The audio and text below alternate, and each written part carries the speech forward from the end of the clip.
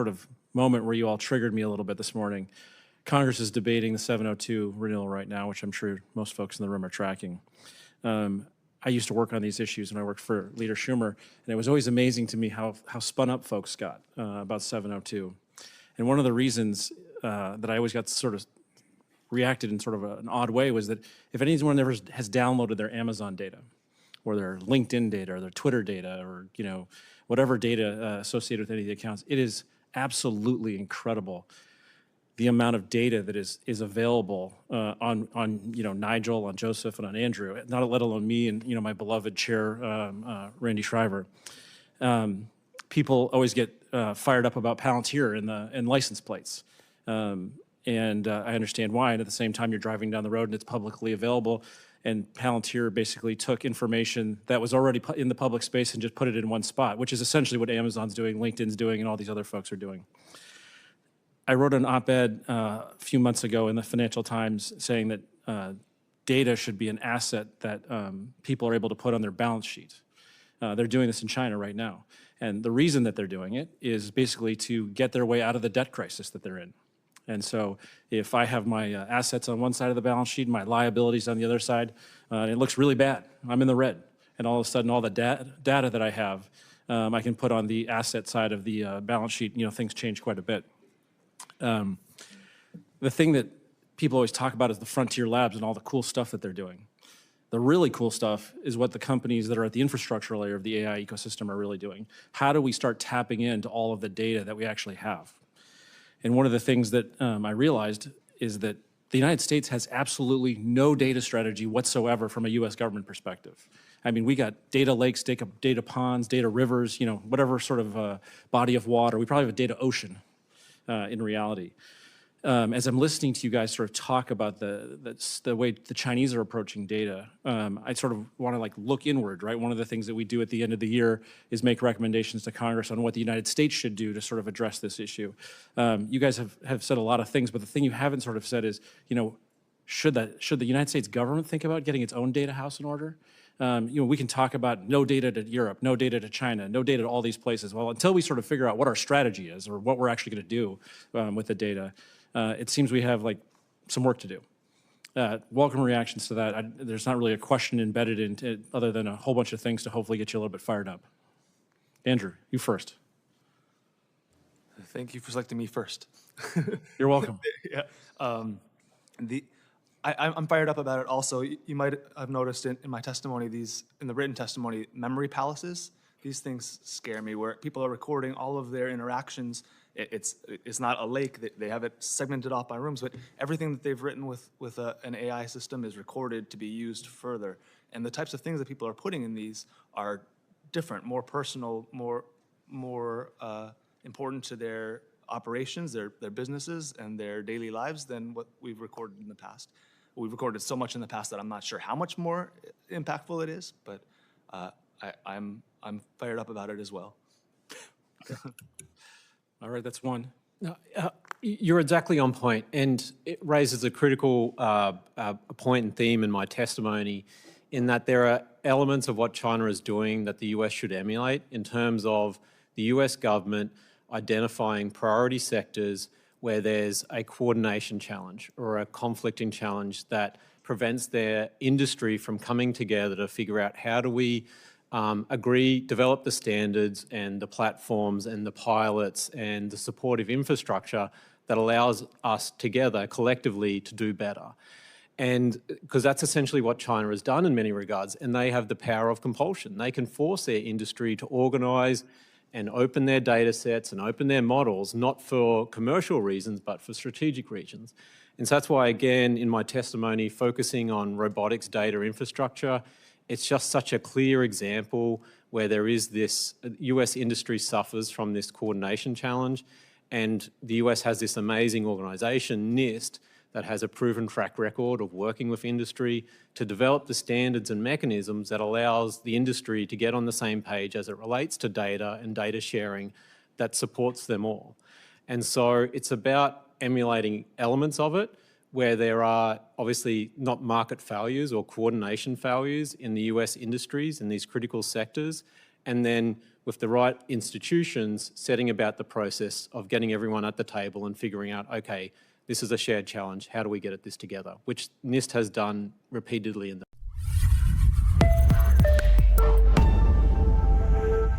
report on China's open source ecosystem. Sort of two pieces to it that we emphasized. One, China is doing a fairly effective job of deploying open source models. I think the assessment that at least I personally came to was that China needed to leverage the open source community basically to catch up and to slingshot their way either closer or sort of side by side. The second thing we talked about is data and all of the data that just comes out of their deployment, effective deployment of these open source models and sort of the robotics environment that you just talked about, Mr. Corey. One of the criticisms that I got, the love letters that you get after the commission puts these things out, is that we were a victim of the Chinese propaganda machine, and they're actually not doing this well. And how dare the commission, go down this road and fall victim to it. I've tried to wire brush this assessment, and I'd love for you guys to tell us the commission is dead wrong. And I don't really want to put you in that place, but what's your assessment of where China is in the open source ecosystem and the data that they get out of the deployment of their models, and then the sort of what we talk about is the two loops in the reinforcement cycle that this starts about that Mr. Corey just talked about. Just give me your assessment on where the Chinese are in their open source ecosystem. What's your read on it, and then just go back to the data piece as well, and that embodied AI part. Happy to lead off. I think you're exactly right, and the Commission's prior reports have been exactly on point and right. And again, referring to robotics as a great example of that, because it combines the power of Chinese ability to subsidize deployment with creating an industrial data infrastructure layer. Because with every robot deployed, you then thereby generate another lot of data. And by then imposing an open model system on that and then accompanying that with a unified data sharing template or standard, you create a whole different industry ecosystem. And so, China already leads the world in robots deployment, and they have coerced them to use a single standard, and they're forcing them to use an open model. Like, it's industrial scale data generation in a strategic technology. So I think robots, the case is really clear in that the Commission's prior work is exactly on point. So the first thing I'd point out is, well, first of all, I love the report. So, don't ignore the haters. Thanks, you. But number two, China has adopted a deliberately open source approach when it comes to building artificial intelligence models.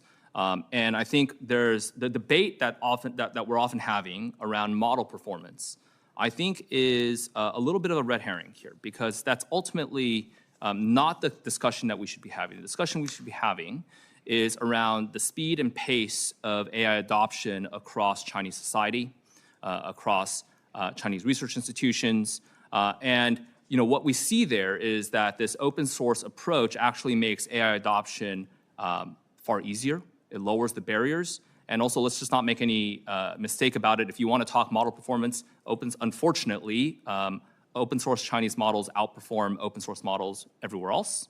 They're very, very good. And you see a far warmer embrace of artificial intelligence in general across Chinese society. There have been reports of frontier labs setting up tables outside of supermarkets to sign people up for AI accounts. Again, right? So what you see is wholesale embrace and adoption of artificial intelligence. And what that means is you have a society, therefore, that is going to be transforming and adapting far faster than we are.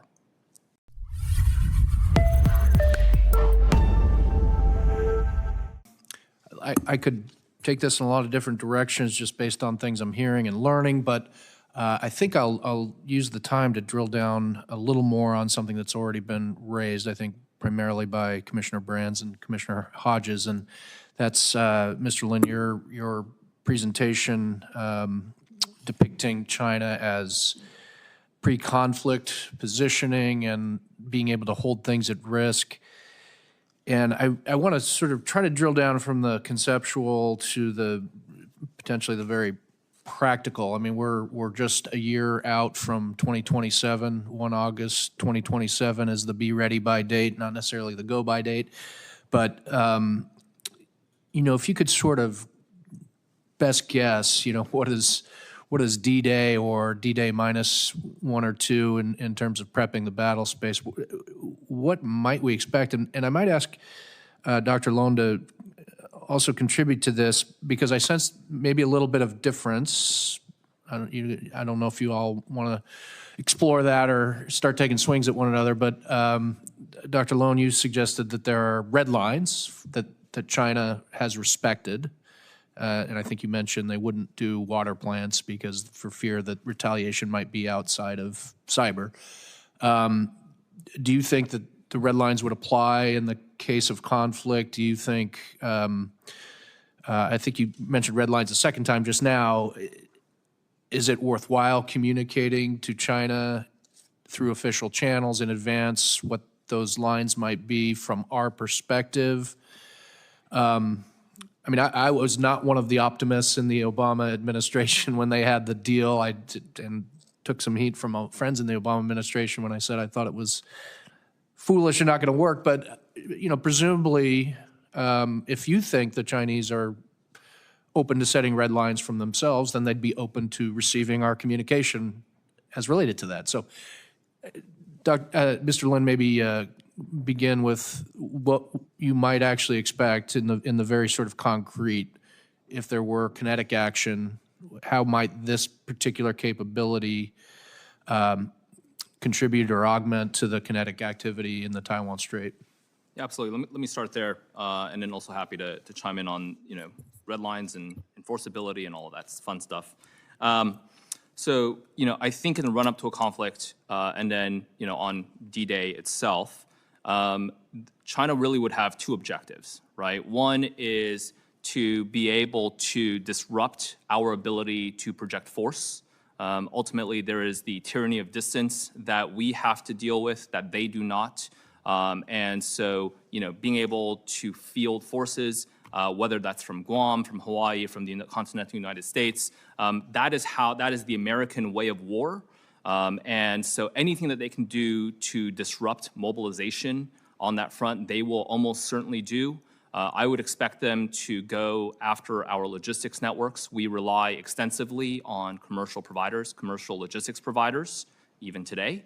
And we do all of that, oftentimes on unclassified networks, understandably so. They're not going to be doing this on SIPR or JWICs. And so if that's the case, then we have to take a very close look at the resilience of those networks, the strength of those networks, ensuring that they are not compromised, that they cannot be compromised. That's probably the most effective way to disrupt the actual military component of anything that we do, in addition to the kind of the social and political warfare that they would be waging against us at home in order to sap public support for our actions. And we know that this is what they'll do. They've written about it publicly, going all the way back to unrestricted warfare, which at the time, I think for a very long time, people dismissed as hyperbole. It was just the work of two senior colonels. It was a thought project that, their version of the NDU, and people were debating for a very long time, well, it was published by China's NDU press, not by the Academy of Military Sciences, and so we don't have to take it too seriously. I think at this point, that debate is over. That is how they think. Those ideas continue to permeate throughout Chinese military strategy, what they talk about. So that's the first part. The second part, I think, comes down to red lines. I like the idea of red lines. I'm not opposed to them in theory. The problem with red lines is that you have to be able to enforce them. And one of the key distinctive qualities of the cyber domain is that it's very, very, very hard to enforce red lines. And part of this has to do with the deniability of actions. And also, quite frankly, if we wait until they actually carry out the action, it's a little bit too late for us to enforce the red lines. And so the red line, should have been, well, you cannot pre-position malware in our critical infrastructure networks ever in civilian critical infrastructure networks. And if you do, there will be punishments. Because what they've done is effectively, strapped explosives, the digital equivalent of explosives, to critical infrastructure and said, oh, no, don't worry, we're not going to set it off. Why would you even do that if you have no intent of using it?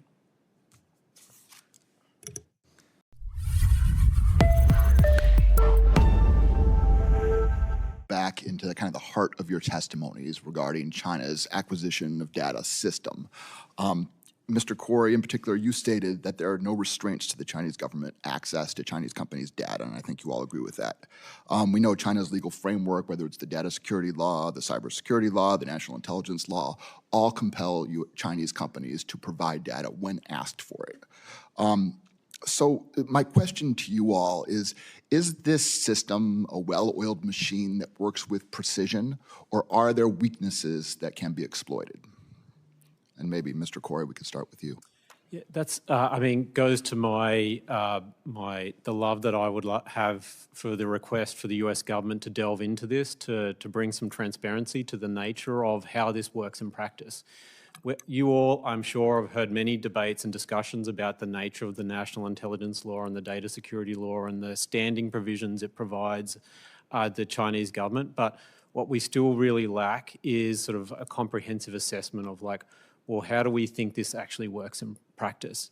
And we've seen anecdotal data points over time come out regarding Chinese government and ByteDance relationships and what data is shared there. But these anecdotal data points point us towards what we think is happening, but we just don't have a comprehensive view of that central threat sort of relationship and process. And I think that's critical. I mean, it's funny, ironic, right? Like the US government being a champion for safeguards and protections around government access to data vis-a-vis obviously Schrems and Snowden and such. But ironically, the US's government's reaction to all of that is to actually put it in the top tier of models vis-a-vis transparency, safeguard and redress around government access to data. And so it's ironic that Europe obviously has not stepped into this gap, but like it's incumbent for US tech companies who are facing slander essentially in foreign markets because Chinese firms are pointing at the US and going, Cloud Act, government access to data, even though that's not how it works, while no one's pointing at them and the black hole, the legal black hole they operate in vis-a-vis Chinese cloud companies and how they work with the Chinese government. Mr. Lin? Yeah, so, you know, I think it's indisputable at this point that things like the data security law, national security law, these are valuable strategic levers for the Chinese government to pull on, and they do. You know, as to how successful holistically all of this is, how, in your words, is this a system that's a well-oiled machine? I think that's hard to say, but I will say there's valuable empirical evidence that we can look at. So if you look at the data compromise and leaks of a mid-tier defense cyber contractor called iSoon that happened about 1.5 years, 2 years ago, you start to see some evidence of both not just you know, how the national security law has been used to support them as a defense contractor, but also looking at things like military-civil fusion, where you've got you know, one of their key backers being Qihu 360, which is a sanctioned company, but is effectively like the Chinese version of Kaspersky, right? And the type of support and assistance that they're able to receive, both from an otherwise commercial provider, and then use that to be able to support their military and intelligence apparatus. I think evidence like that is valuable, and it suggests that, again, you know, we shouldn't underestimate the extent to which they will pull on these levers. Okay. But we also shouldn't overestimate it either, right? Mr. Lan?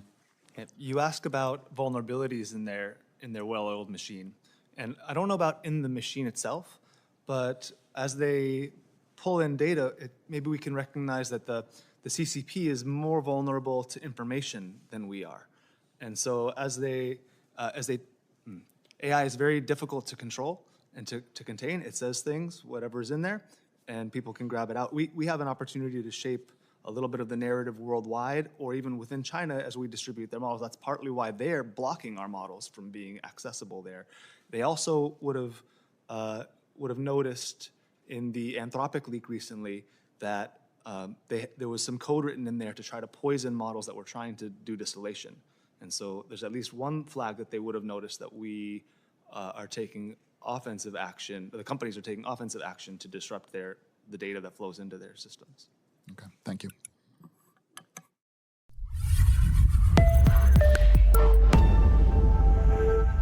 interesting section in your testimony where you said, we may not know how to deal with it. It is not certain whether it's prohibited by the Computer Fraud and Abuse Act related to cyber attacks. It's not certain whether it is prohibited by the Digital Millennium Copyright Act, and it is not certain whether it amounts to economic espionage according to Title 18.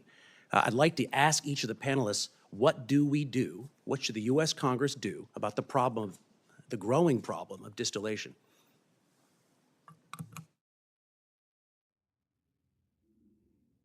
I'll start. I mean, talking to a Frontier lab earlier this week about the issue, they recognise it's obviously a growing interest on the Hill. Their reaction was that we should obviously ease into our response of it to fully understand the scope, scale, nature of the risk in order to avoid misreacting and thereby undermining sort of USAI. And it comes back to the point, I think, and again, I'm going to quote Andrew's colleague here just because I thought her testimony last week was so good, but like looking at this holistically in terms of like what can be done about preventing distillation as part of protecting the full pipeline of US AI IP, and that countering distillation should just be one measure amongst many to protect the AI ecosystem, but that I think the starting point for all of this, back to my prior points, is deepening and expanding security-focused collaborative arrangements between the US government and the AI companies, making sure there's a legal architecture for that so everyone's clear exactly that they can do that, and then providing antitrust guidance to enable US AI companies to collaborate on defensive measures as another sort of current gap. And then combining that with law enforcement and intelligence collection tools to improve our understanding of Chinese efforts, again, just to get a better understanding of the threat picture. And that from there, more substantive legislative and policy changes will likely come, but that's the sort of foundational starting point, as best I understood it. And the final comment from the Frontier Lab was like, this obviously is only going to get worse. This is obviously a major concern, but we need to sort of slow our roll in how we react to it and do it systemically and coordinated so that we get it right. Yeah, it was Kyle Miller, who's back here, and I have been talking about this a bunch. He's been leading our efforts at CSET. There are a couple things. One, he scoured the academic literature, and the answers are uncertain. And so we don't know how big of a threat this really is. And so if you can support research at large scales on newer models, that would be helpful. But we went through, it struck me that in these calls from the companies, they were asking for investment to build larger models, but they weren't saying we can defend this in these ways. And so I'm trying to look, I'm questioning whether they can, and I'm trying to look how big of a problem is that, or how challenging is defense. And we were doing back of the envelopes yesterday, actually, to see what fraction of the total user base is being used for distillation? What fraction would you need? How big is the haystack? How small is the needle? And how differentiable are the queries? And it came out less impossible than I anticipated, but very challenging. And so I think that I would ask you to push on the companies and say, can you pull this off? Can you actually defend this? And because it's not Congress's job to come up with the technical defenses, but maybe it is to say, are these sufficient for us to justify our investments? Separate from that, if that's a challenging case, then at the millions or the trillions of tokens standpoint, and if the haystack is too big on the endpoint, then you might have to look more at the front point, defending forward, to say, where are these attacks coming from? Can we disrupt them using our national technical means?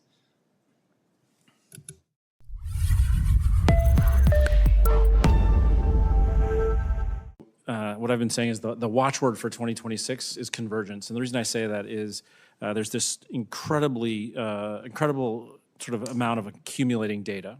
We now have embodied AI, creating more data.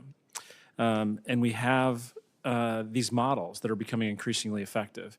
And so over time, more data, better models, these things are going to start converging with biotech, advanced materials, quantum science, whether it's compute, communications, or sensing. How should we think about sort of convergence and adoption here in the US? Is it just better data strategy, going back to sort of what we were talking about earlier? Is it trying to prevent the Chinese from doing convergence adoption. I don't think that's feasible. Is it more money for the sciences that are not AI, because sort of the AI flywheel is going, and now we need to think about how we think about biotech and pharmaceuticals and all these other areas? Just welcome your views on this. Anyone who wants to answer can go, and then I got one more question. I mean, it is the flywheel, and it's the nature of network effects just being supercharged in the age of AI. I mean, there's been a long-standing debate about, obviously, China's natural sort of data resource domestically, and the fact that they've long put up walls around it. And so from a quantity perspective, they've always had a lot, but quality matters more so in terms of AI model training. And so that's why I think their restrict outflows, maximize inflows is important for their strategy, because they need that diversity more so than US firms who are just naturally global, and building a more comprehensive representative data set for training. I think from a US government perspective, it's about where there are conflicts to or barriers to convergence in specific sectors, then that should be something to take a specific look at, so that it's the individual firms are operating in a vacuum, that they can work with partners, they can work with NIST, they can work with Commerce to figure out, okay, how do we aggregate and share and maximize the value of the data we have to some extent. I think that, again, that's a common theme in my advocacy for a US data strategy and such, taking a far more targeted approach for US government intervention. I mean, again, but it's also doing everything the US government can to support its firms competing for market share around the world, because the future data set they use is in play now, and ensuring that Chinese firms aren't able to use the unfair advantages they get at home to seize market share over US firms using all their tips and tricks. And so it's about ensuring the US's data lead, for the lack of a better phrase, is that they maintain that in foreign markets. That's helpful. If you guys want to, I have one more question, but go ahead. I might add quickly that I don't think convergence means centralization necessarily. We look at these big AI model providers and think that they're the whole story, but I think that a lot of the convergence will happen at lots of very small players who who figure out how to use that model for their application. Now, the types of defenses that you would implement for those are different. You can't just target the big ones and say thou shalt. You'll need to uplift the whole level. A lot of that happens at places like CISA, doing what are the known exploited vulnerabilities list and the critical CVEs list, and NIST lifting up regulations and guidance overall. Mr. Lin, Dr. Lin, you're one of the first witnesses I've heard talk about Title 10, Title 18, and Title 50 all in the same breath. It was refreshing to hear, so you definitely know the nuances of the American government and cyber operations. I was listening to the conversation about distillation, and I was remembering one of the first accounts I worked on when I was on the Armed Services Committee was the IED Defeat Organization. And one of the things that I learned over the years of working on that account was there is a measure-countermeasure cycle that goes very quickly when you're in conflict. And distillation is a countermeasure to some of the measures that the US government deployed to sort of constrain the Chinese ability to accelerate in AI. So as we continue to do export controls, they'll continue to sort of pursue distillation until we find a counter to distillation. There will not be sort of the next cycle. So as we think about distillation, I do think we have to get after that problem, but I also think we need to be thoughtful about how we do it and make sure that whatever we decide to do is effective. And on that point, Dr. Lin, one of the things that I've heard you sort of talk around, and Commissioner Miller just talked around it a little bit as well, is at what point does the US government just need to decide that we're going to conduct cyber operations against Chinese companies? I mean, I think the time should be now. A lot of what we're talking about, I think we're still wrestling through, is how do we better protect ourselves? And I think that's obviously very important, and I don't want to discount that. But I think, again, at the end of the day, cyber is one of these things where so far, at least, the curve has been, we spend more and more on cybersecurity and on data protections year over year, and somehow the results get worse and worse, right? And that's a cost curve, we're on the losing end of that cost curve. And so I think the question that we should be asking ourselves is, what is it going to take to change that, right? Because at some point, we will just spend ourselves into oblivion while not necessarily improving the results. And so when we look at ultimately thinking just very simply about how do we change adversary behavior, protection, defense alone is just not enough. We have to be thinking holistically across the entire spectrum of capabilities that we have. Now, to be clear, I am not suggesting that we don't conduct offensive cyber operations. I think the key point here is that when we think about the types of operations that we're conducting, they simply cannot be done in a one-off fashion, right? We have to be thinking holistically, how do we build a system with both people, organizations, authorities, and capabilities that enables us to campaign offensively, and campaign being the operative word here.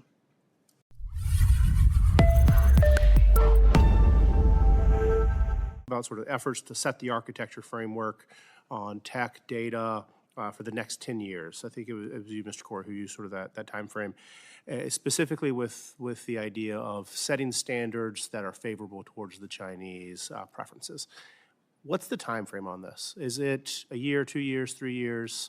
Are we looking at a matter of months here? Because I've had conversations that kind of seem quite alarming to me, and so interested for your perspective. It's a good question. I do a lot of work on technical standards, and it's something that China has prioritized and supported for some years now, but through somewhat ineffective measures, subsidizing engagement and providing prizes for submissions. And so the quantity over quality. But as soon as they submit it to the standards body, wherever it may be in Switzerland, they're out shopping the next day because they've gotten their bounty and they've got back. They're increasingly sophisticated and better at it, and in sectors where they are closer to the leading edge, like in physical AI, they will be the ones at those bodies having real impact on standards, so I imagine it's happening now. The closer they are to the edge, where they have that technical tacit knowledge, is where they'll be having the greatest influence on the setting of technical standards. And that's just going to be happening across the board. But that's to say, standards setting is America's sort of superpower that's unrecognised. American firms are incredibly good at it and have been doing it for decades, and they remain good at it. But China recognises it's something they're weaker at, but there is a concerted, ongoing government effort to support Chinese engagement and influence. The easiest thing that most researchers focused on is Chinese leadership of standards bodies, because that's easy to measure, but that doesn't equate to influence. And what matters is the technical merit of the submissions they make, and in a growing range of technologies, they're getting better at that.